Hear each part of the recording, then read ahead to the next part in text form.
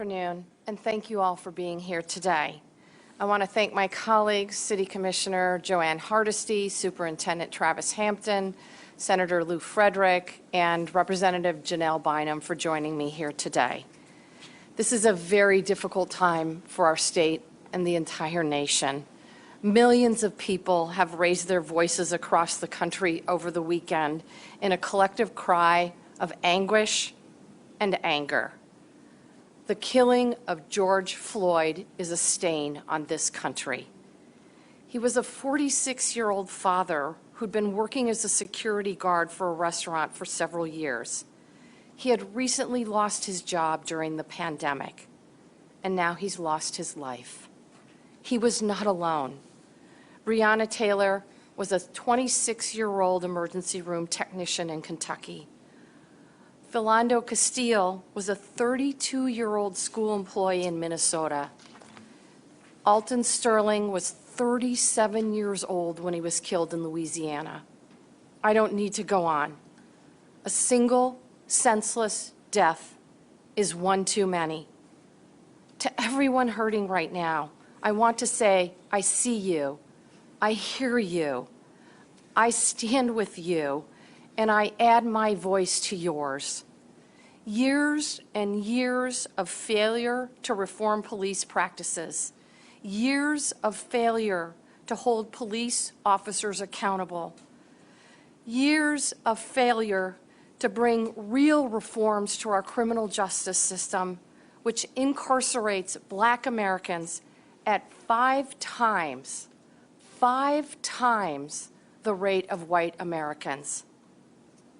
I count myself as one of the many white politicians whose good intentions haven't done enough to tackle the scourge of systemic racism.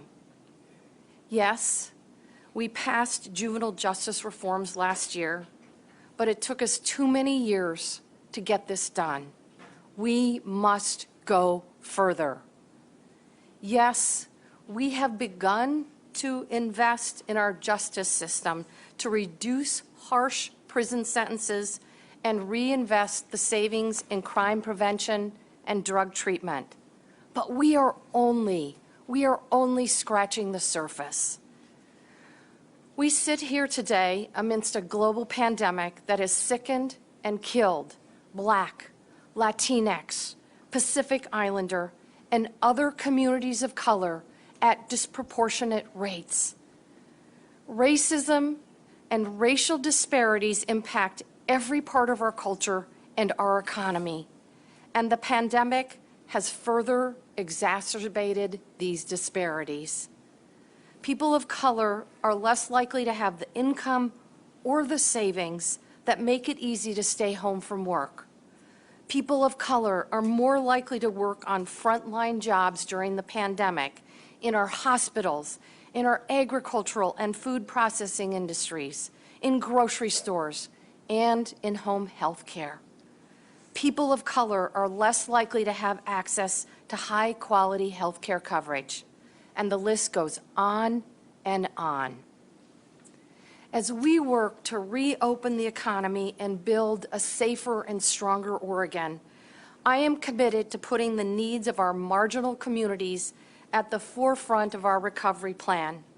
You will see more of this in the days and the weeks to come. Words are not enough. We need action. We need collective action.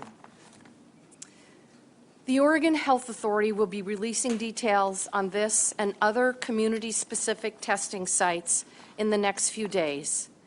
But now, before I turn the microphone over to my colleagues, let me say a few words about the dynamics of the protests, particularly here in the city of Portland. On Friday, thousands of people gathered at several peaceful protests across the city. This was a cry for action, a call for reform, a community in mourning. Then, very late at night, much smaller groups decided to break windows and damage property.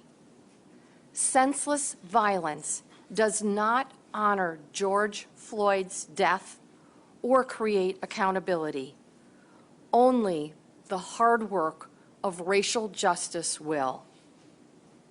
On Saturday night, there were more protests, some additional property destruction, and the city instituted a curfew.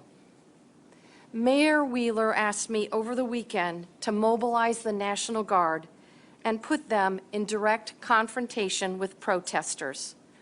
This wasn't the first time that the mayor asked to mobilize the National Guard, and not the first time I have declined.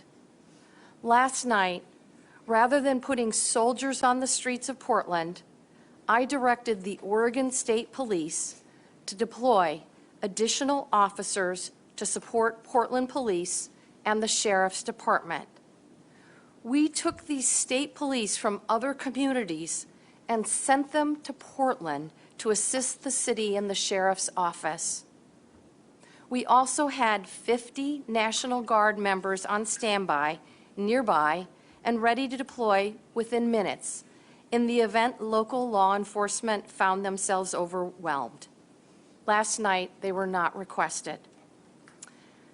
I want to thank Superintendent Hampton and the state police for their dedication, their flexibility, and their willingness to answer the call of service. This morning, the mayor renewed his request for National Guard members. In other cities across Oregon, local mayors have had very collaborative relationships and are able to share law enforcement personnel between cities and county. This used to be the case in Portland, and I encourage the mayor to rebuild these collaborative law enforcement agreements with neighboring counties and communities. Now, after 3 nights of protest, local enforcement personnel are in need of assistance. After consulting with Oregon State Police Superintendent Travis Hampton, I'm sending 100 state police from around the state at state expense to support the Portland Police Bureau. I've also decided to call in 50 Oregon National Guard members to provide a support function only. They will not be on the front lines, making arrests, or doing crowd control. They will only be acting as support personnel behind the scenes only. And here's why. Our goal, and the goal of the overwhelming number of protesters, should be to reduce violence. You don't diffuse violence by putting soldiers on our streets. Having soldiers on the streets across America is exactly what President Trump wants. He's made that very clear on a call this very morning with governors across the entire United States. Trump wants governors to deploy the National Guard as a show of force to intimidate the public. I want to ensure that the public can safely raise their voices in this much-needed call for reform. Our National Guard members are Oregonians, taking time away from their families to serve their fellow Oregonians. They are volunteers. They will be on hand to provide support to local officials, comfort and care for the injured, processing arrests, and directing traffic, much as they do when they're asked to be called in to assist with wildfires. I'm incredibly grateful for their service. Now, I will turn it over to City of Portland Commissioner Joanne Hardesty. Thank you, Governor Brown, and thank you very much for answering the call that the City of Portland made. As a city commissioner who was on duty on Friday when the mayor was out of town, I went downtown once I heard the calls for 4 fire engines to go to one site. I knew something big was going on. And when I got downtown, what I realized was that there were 2 types of people that were downtown. There were people that had come downtown to exercise their rights, to be heard by their government. And then there was the other group. that had infiltrated the peaceful protester groups and broke off into splinter groups with the sole purpose of destruction of our community. As the person in charge at that time, I felt absolutely not. We have to close this down. Now, anyone who knows me knows I'm normally the one with a bullhorn at a protest.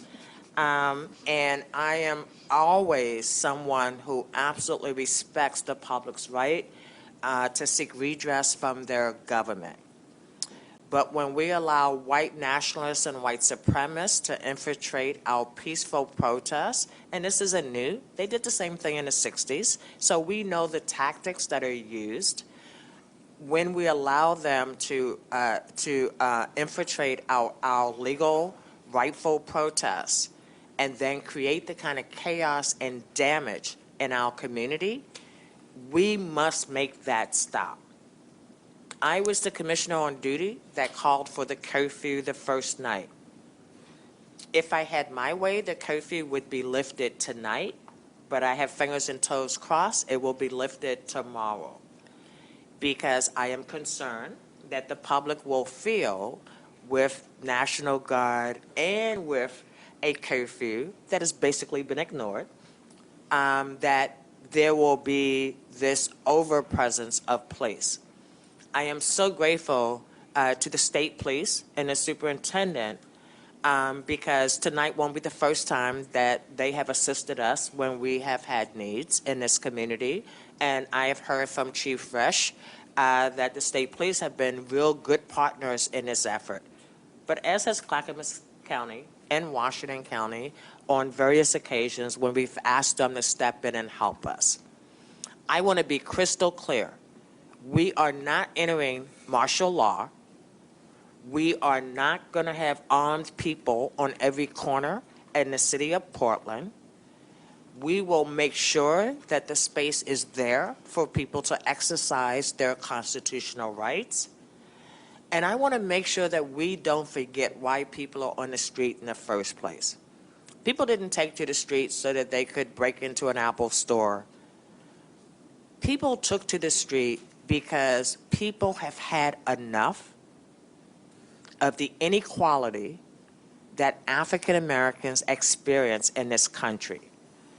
Every social determinant of health has Native Americans and African Americans at the bottom. So whether you're talking housing, education attainment, across the board. This has been neglected for too long. Elected officials for too long have paid lip service to equity and equality in our community. And I think what brought this to a boiling point is 3 years of number 45 being blatantly racist and sexist and homophobic and anti-immigrant and anti-refugee. I think this is what finally brought this to a head. When the person in the highest level of government is so disrespectful to the diversity and the equity that makes the United States great, it has allowed these white supremacist worms to crawl out of the woodwork and be seen in the public eye and to actually become bolder and bolder the more 45 tweets the nonsense that he tweets. It is our responsibility to make sure that everyone in this community is safe. And I want to also especially point out that we have houseless people living on the street. And so imagine someone came into your house and started busting out windows and started throwing things at individuals and started creating violent confrontations that required law enforcement to intervene. You would not like it any more than the people who are forced to live on our street. And so this message is to the protesters who are really about equality, who are really about fixing our broken systems. I see you. I am with you. And I hope we take advantage of this opportunity now when the world is paying attention to not just pay lip service, but to fundamentally look at all our systems, and if they're broken, fix them. The last thing I will say is I hope when protesters take to the street tonight, that they will take to the street with the same vision, with the same purpose that Dr. King brought to the civil rights movement. It is clear to me that when people speak truth to power, we can change things. But when a small group of people just want to be destructive and tear up our community, we will not accept that. But, Governor, I also want to share my fear. After 3 nights of thousands of people side by side protesting, I am very concerned that COVID-19 will be exacerbated in Multnomah County, and it will be exacerbated because we know that Black and brown people suffer 3 times harsher outcomes with COVID-19 than the white population. So while I understand the need to protest, I'm asking people, please be mindful that we are still smack dab in the center of a pandemic. And yes, civil rights are important, racial justice is necessary, but we have to live in order to be able to change the systems that have been oppressing Black people since we got here. So if you can, please stay home tonight, love your family, and let's get to the business of fixing our broken systems. Thank you. Thank you, Commissioner Hardesty. Superintendent Hampton. Thank you, Governor. Thank you, Commissioner, for your words. My name is Travis Hampton. I'm Superintendent of the Oregon State Police. I'm just going to give some very brief comments about our relationship with the Portland Police Bureau, the dedication of resources to the City of Portland this evening, and the integration of National Guard personnel. First, the Commissioner touched on this earlier. I want to really underscore the positive relationship we have with the Portland Police Bureau. I've worked for the Oregon State Police for 3 decades. I've been assisting in the city for years. The City of Portland is a well-led, well-equipped police agency. Their current police chief, Chief Resch, is a gifted and compassionate leader. So when she makes the call to the Oregon State Police to come and assist her, it is without reservation that I would send my personnel to her city to help her to deal with the policing events that we're currently encountering. There is no doubt demonstrations of these sizes present a great deal of challenges for law enforcement. They are very resource intensive to try to ensure that the demonstrations are allowed to proceed in a peaceful manner. And if a small number of citizens decide to destroy property or harm other individuals, we have the obligation to act and react. The city this size, with this population, takes a great deal of personnel to respond to the event. So at the governor's direction, the Oregon State Police will dedicate 100 Oregon State Police troopers to the city center tonight. These OSP troopers have been arriving from all over the state, beginning in the early AM this morning, to underscore what type of commitment this is by the governor. 100 state troopers is commensurate with 25% of the Oregon State Police Patrol Division for the entire state. So those are the number of personnel that we'll have arriving in Portland to assist. We are happy to do it. We think it's warranted. And once again, I have no reservation of putting these personnel under the command of Chief Resch and her command staff to assist her in policing the city. The last element I'll touch on will be the integration of the Oregon National Guard to assist Oregon State Police troopers, deputy sheriffs, and Portland police officers this evening. OSP has a very long-standing positive relationship with the Oregon National Guard. We deploy with them every summer for wildfires. They are very well trained. They're very well led. They're very well equipped. This is a unique role to integrate them into a policing environment. The governor mentioned this earlier, and I also want to reassure citizens of Portland that these National Guard personnel will be used in a support role. But this is critical for the Oregon State Police and Portland Police Bureau because every National Guard asset we place in a support role, this frees up a police officer, state trooper, to interact with the public. The governor's made it very clear to me that police officers do the policing. The soldiers will serve in a support role, and that's why they will be deploying throughout the city alongside Oregon State Police troopers and integrated into the overarching tactical plan with the Portland Police Bureau. I have no reservation about the training or qualifications of these personnel or the command and control of the commitment of the Portland Police Bureau to deliver what's best for its citizens, and that's why the Oregon State Police is honored to participate and assist the city during their time of need. Thanks. Thank you, Superintendent Hampton. And if I may, I'd like to ask Senator Frederick if he wishes to say a few words.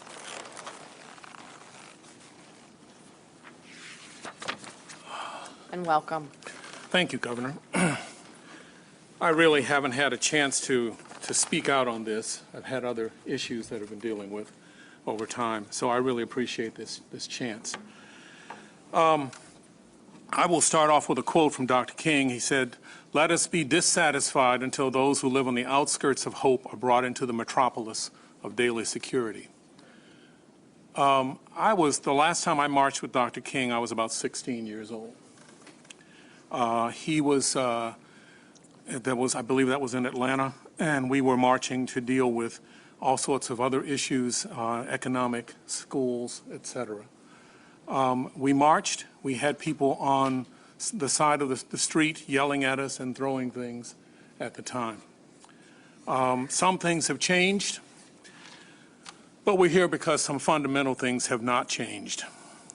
I still wonder whether I'm going to die when I see a police car behind me. It has been about 5 years since I was stopped in front of my house and asked if I was lost in Irvington, where I've lived since 1977. We have a basic fear. I have a basic fear that comes up, and it is because of that fear and because of the examples that we've seen most recently that I'm glad to get a chance to be here.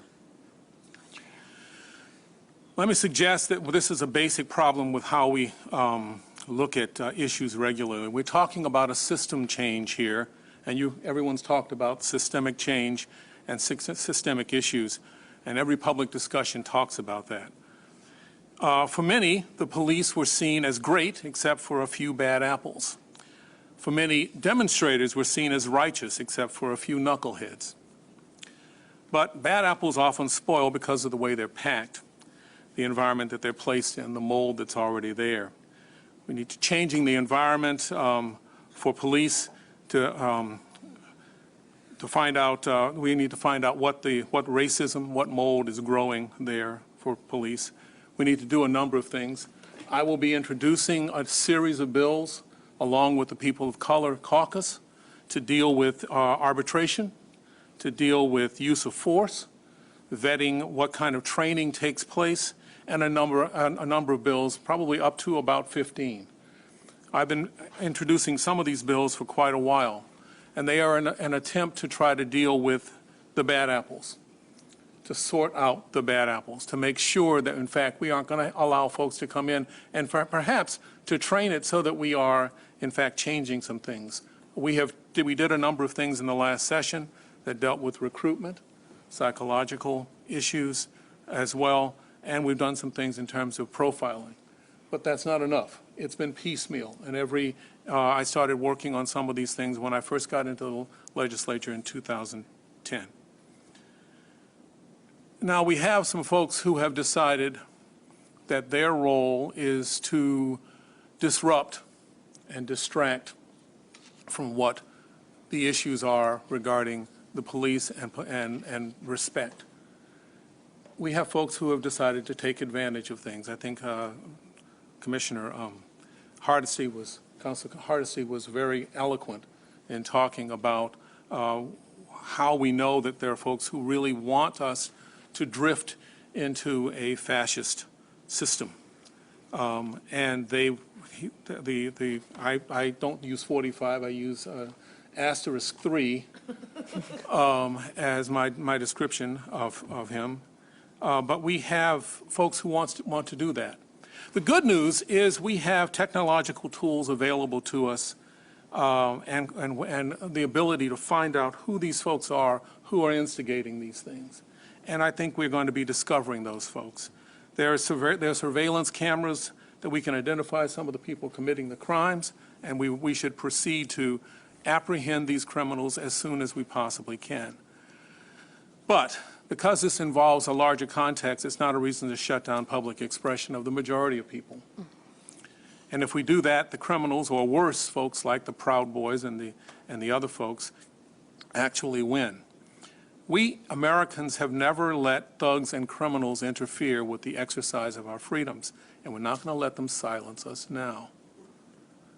We aren't going to follow the guidance of the Asterisk 3 to turn our weapons against our fellow citizens. We need to make sure that that's how we're going to approach it. I'll end because, frankly, it is difficult for me to talk about this. And I talk an awful lot, but there are some things that trigger a number of responses. I had a King City police officer pull a gun on me while I was in a Channel 8 news car back in the early 90s. And I was a passenger, so the photographer, who was the driver, suddenly saw the barrel of a gun right across his face pointed at me.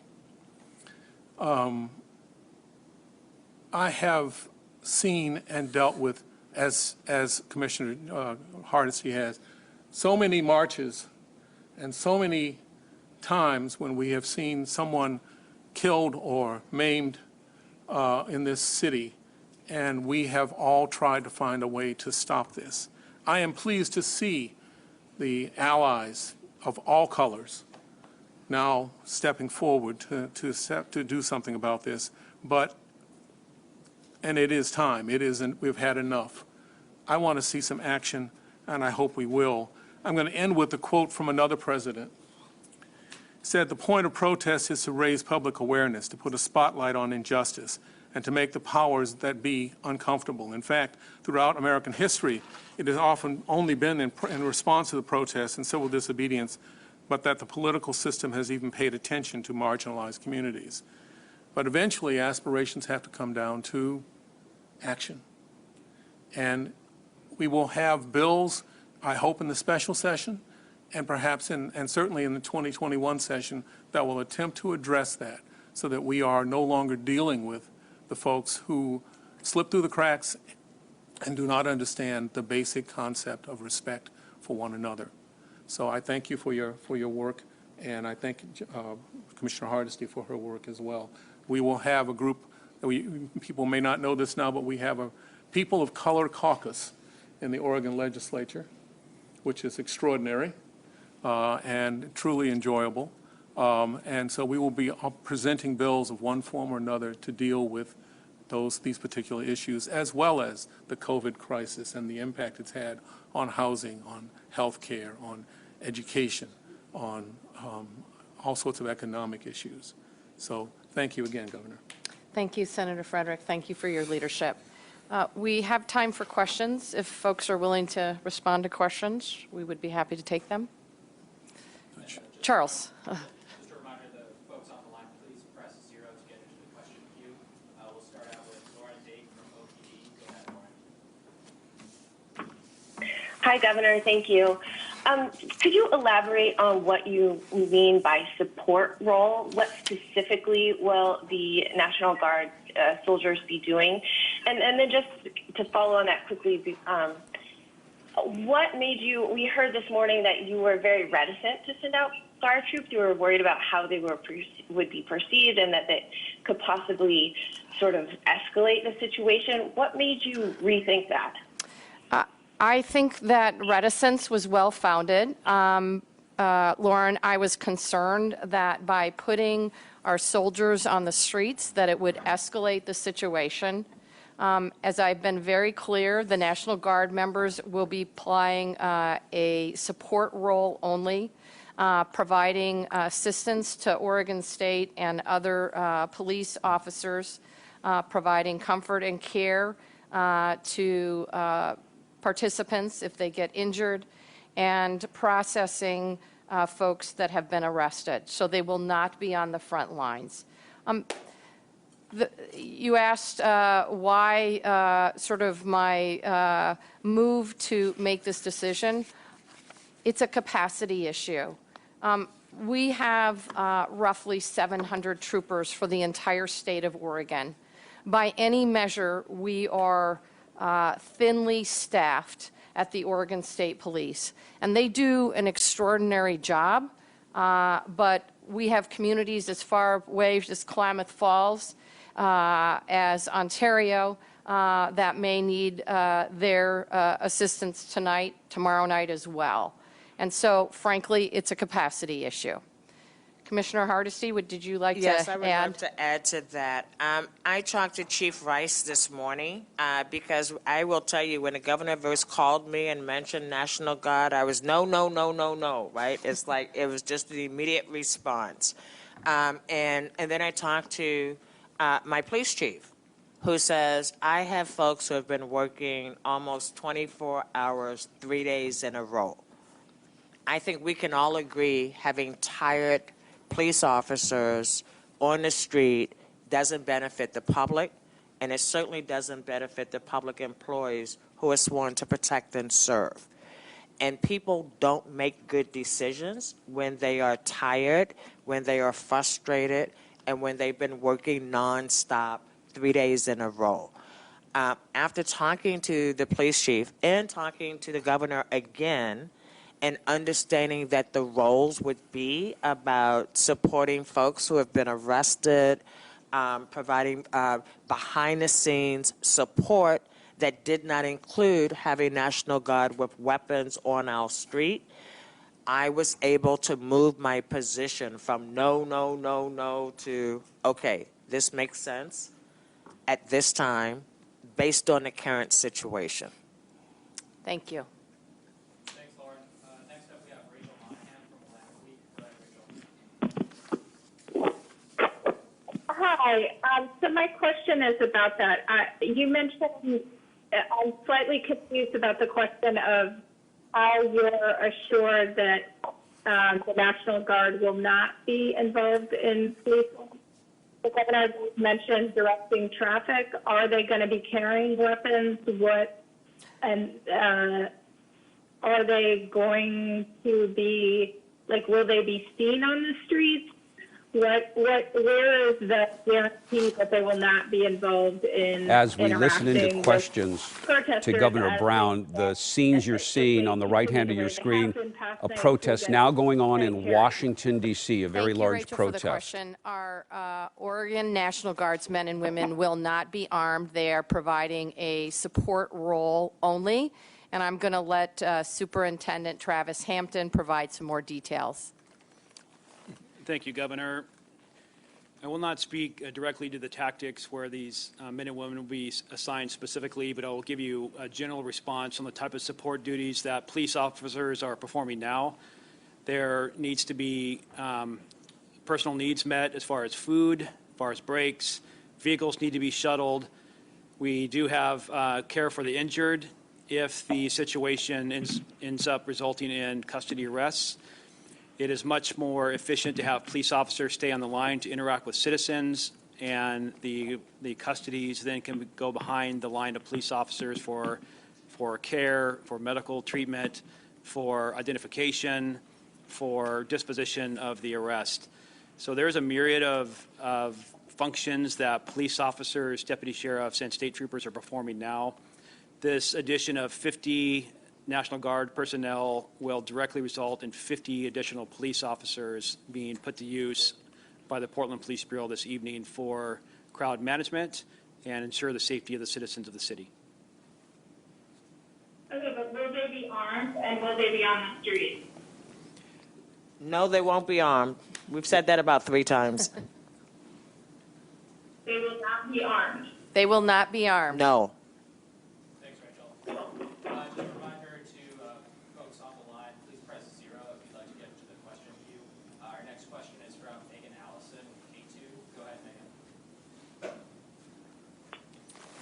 Hi there. This question is for the governor. You mentioned that actions need to speak louder than words right now. What specific actions do you see as a priority to address racial disparities across the state at this time? So we've certainly taken, under my leadership, taken steps from our work to reform the criminal justice system to our work to make significant investments in the African American community, the Latinx community, the Native American community here in Oregon in our education system, our significant investment in early childhood education and creating a system of care, and our work to ensure that Oregonians have access to health care regardless of their zip code and regardless of their income. Moving forward, I look forward to working with my partners at the local level, at the state level, to make significant strides in all three of these areas. My first step is going to be holding a listening session later this week with Commissioner Hardesty, the NAACP, and the Urban League. But I want to make really clear that this is not work that I can do alone. This needs to be collective work. All of us as Oregonians need to recommit ourselves. We need to roll up our sleeves and work towards social, economic, and criminal justice reform in this state. Now is the time. This is the opportunity to make this happen. Thanks, Megan. If folks are having trouble getting into the line, please email your questions to Nikki Fisher. Otherwise, please press 0 to work with the operator. Next up, we've got Claire Withicombe with the Statesman Journal. Go ahead, Claire. Good afternoon. My question is for either Governor Brown or Senator Frederick. I'm wondering about whether either of you have specific proposals to stop police in Oregon from using military-style tools like riot gear, batons, and chemical agents. Senator Frederick, you want to take it? Sure. Thank you very much. Let me just say that one of the bills that I'm looking at right now deals with the militarization of the police. One of the key elements, and there's an aspect that is not necessarily tools, but it's the approach that we've taken.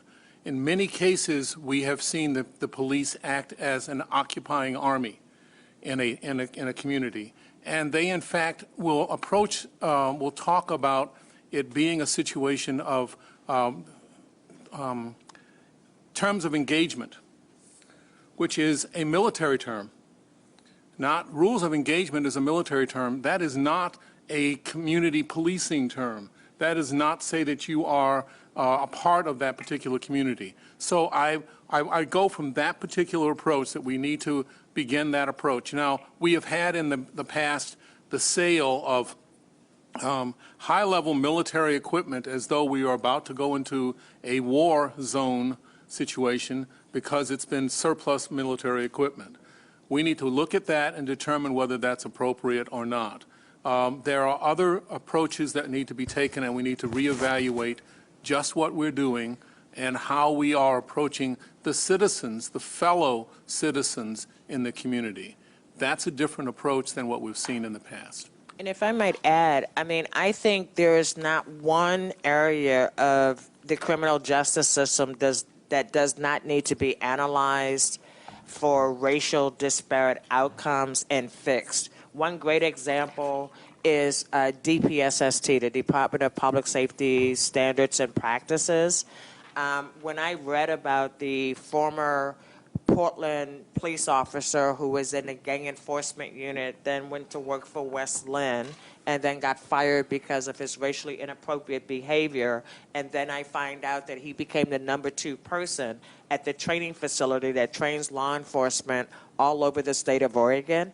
I think we all have an obligation wherever we are. Me at the city level, I'm thrilled we have a new Multnomah County DA coming in, Mike Smith, who is absolutely reform-minded already. I think it's important that the legislature look at up and down and see what they can find. The governor looks up and down and sees what they can find. But there's not one easy fix that's going to make our justice system fair. but we have an obligation and a responsibility to look up and down wherever we sit in the spectrum and make sure that we are looking at it through a racial justice lens. And if it comes out that it is not a racially just outcomes, then we need to tear it apart and start over. And Commissioner Hardesty is exactly right. There's not one silver bullet. It's going to take a lot of buckshot. And it is both regulatory changes in our system. It is changing statutes, changing the law. It is changing systems and changing culture. And, of course, funding changes. And I'm confident that all of us working together can ensure that we have an Oregon that is better for everyone. Thanks, Claire.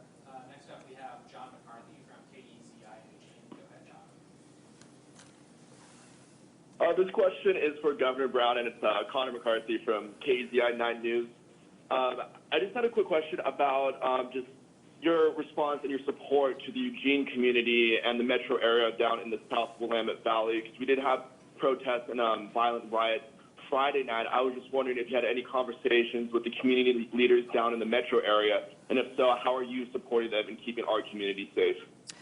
Great question. Did have a conversation with Mayor Lucy Vinnis sometime this weekend. I don't remember the time. And spoke with Senator Manning earlier today. And that is one of the reasons why I've made the decision I made regarding the National Guard, is that I wanted to make sure that we had adequate capacity of our Oregon State Police to protect Oregonians around the entire state. Okay, and are any of those resources going to help out the Eugene community, like EPD or state police in the metro area? I'll let Superintendent Hampton respond to that.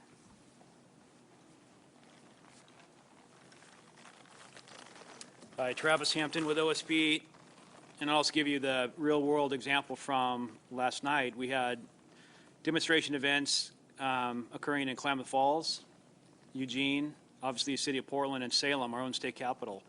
So the respective police leaders from those entities, those venues, were communicating via video teleconference every other hour, every odd hour, up until 1 o'clock this morning. We are shifting resources by the hour.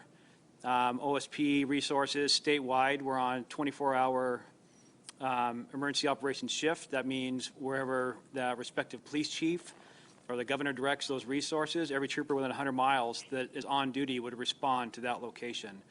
So that our OSP resources are in that mode this evening. We'll respond anywhere in the state. By the governor directing National Guard personnel to the city of Portland, that will free up 50 state troopers to respond to Lane County, to Klamath County, to the heart and lungs of the Oregon State Police operation, our state capital, which has seen a need for additional personnel the last 3 nights. Thank you. Okay, great, thank you. Thanks, Connor. Next up, we have Alex Zelinsky with the Portland Mercury. Go ahead, Alex. Hi, yeah. Several of you mentioned white supremacists taking advantage of these demonstrations. Someone mentioned Proud Boys. I'm curious if you have specific evidence or proof that there are white supremacy groups that are specifically infiltrating these protests, and what that looks like. Yes. In fact, we've seen pictures of some of the Proud Boys that are regular visitors to our great city, actually down at protests over the last 3 days. There's been a lot of pictures posted of Proud Boys and white supremacists on Facebook and in other locales. I can tell you in my conversations and briefings with the police chief, they have acknowledged that there are agitators who are there solely for the purpose of creating chaos. And so there's no question, not just here in Oregon, but all over the nation. And I can't prove that it is an attempt to disrupt our election cycle, but I do think it is a nationally orchestrated effort to interrupt our November elections. If you may, Senator Frederick. I have I had until about a couple of months ago tried to attend to as many of the demonstrations downtown as I possibly could. I would sit off to the side and watch and observe who was there and who was not. It was not in an official capacity, but it was something that I thought I could do relatively easily. And what I found over the time was watching some of the folks who were classified themselves as Proud Boys or whatever, disguising themselves and go into a corner, into a side, disguise themselves and put on black hoods and whatever and black things, and then walk into the crowd and try to create problems.